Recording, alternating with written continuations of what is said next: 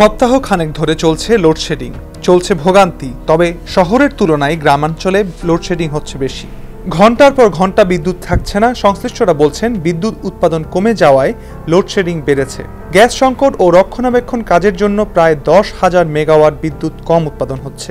বিতরণ কোম্পানিগুলো বলছে চাহিদার অর্ধেক বিদ্যুৎও মিলছে না, তাই লোডশেডিং বেড়েছে। এতে ভোগান্তিতে পড়েছে মানুষ। ক্ষুদ্র ও মাঝারি শিল্পে বড় ধরনের ক্ষতির শঙ্কা করছেন ব্যবসায়ীরা। বিদ্যুৎ বিতরণের সঙ্গে সংশ্লিষ্টরা বলছেন দৈনিক প্রায় 2,500 মেগাওয়াট লোডশেডিং হচ্ছে।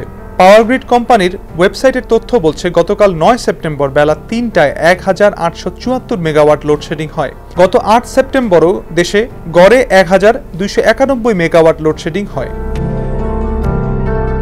মেরামত ও রক্ষণাবেক্ষণের জন্য 3,596 মেগাওয়াট ক্ষমতার বেশ কয়েকটি বিদ্যুৎ কেন্দ্র বন্ধ আছে। জ্বালানি সংকটে দেশে 6,287 মেগাওয়াট বিদ্যুৎ উৎপাদন কমেছে।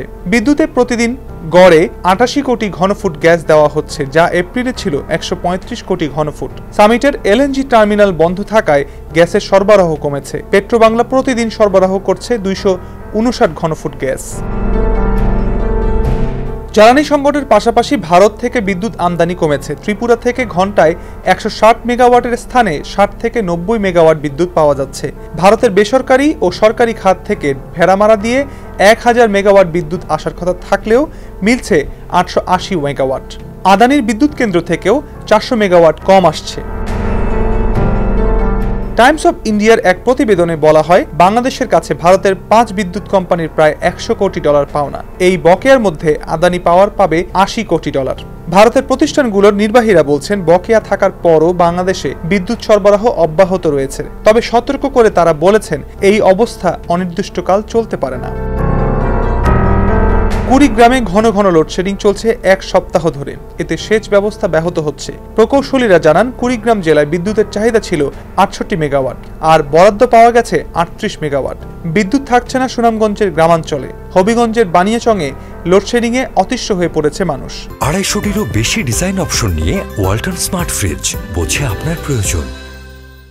রংপুর সহ উত্তরাঞ্চলে ঘন ঘন বিদ্যুৎ যাওয়ায় গ্রাহকদের মাঝে ক্ষোভ দেখা দিয়েছে। উত্তরের 16 জেলায় পল্লী বিদ্যুৎ ও নেসকো মিলে বিদ্যুতের চাহিদা 2,600 থেকে 2,700 মেগাওয়াট, কিন্তু গত 2 দিন ধরে সরবরাহ মিলছে মাত্র 1,800 মেগাওয়াট। রাজশাহী বিভাগে 1,400 মেগাওয়াট চাহিদার বিপরীতে পাওয়া যাচ্ছে 900 মেগাওয়াট বিদ্যুৎ।